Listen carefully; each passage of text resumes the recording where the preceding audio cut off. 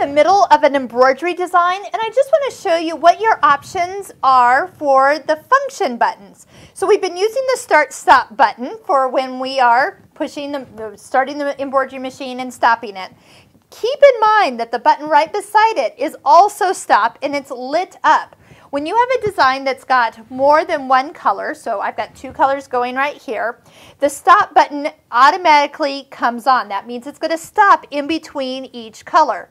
Now if you accidentally turn the stop button off and you're in the middle of a design with multiple colors, it's going to stitch the rest of the design without stopping. They call that a monochrome design, because a lot of times there's designs that have maybe 3 colors, but you just want to stitch it all in one and it will look just as pretty. Instead of having to be there to start it each time, you just take the stop off and it goes all the way through. Same with lettering. When you stitch out a name or something you've spelled out, take the stop off and then it doesn't stop between each letter, and then it'll just go right on through. That's an obvious place where it is.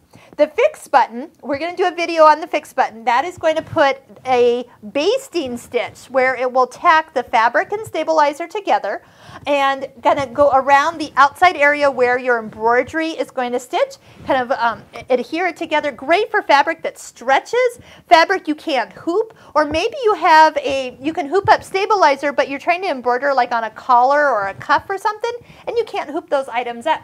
You can go ahead and lay that in place, maybe use a little spray adhesive or some sticky stabilizer, but you can use the fix to attach it to the hooped stabilizer. It's a great use for that. The scissors, anytime you need to cut the thread, maybe you're halfway through and you're like, oh, I'm going to stop real quick and check on something, you can cut the thread and then you don't have to reach for your scissors.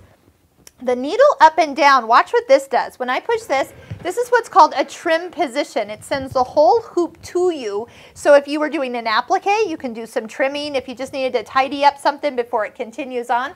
And when you touch that again, it will bring you back into position and you're ready to go. Speed control, you can actually make the embroidery machine go a little slower if you need it to. And then your foot up or down, if there's any time where you need to have that foot come up a little bit higher than normal. Normally you don't have to push these unless you're having trouble getting the hoop on or off. And the reverse button doesn't do anything during embroidery. So I'm going to just go ahead and finish the design I'm working on. I'm going to push the start button and away it goes.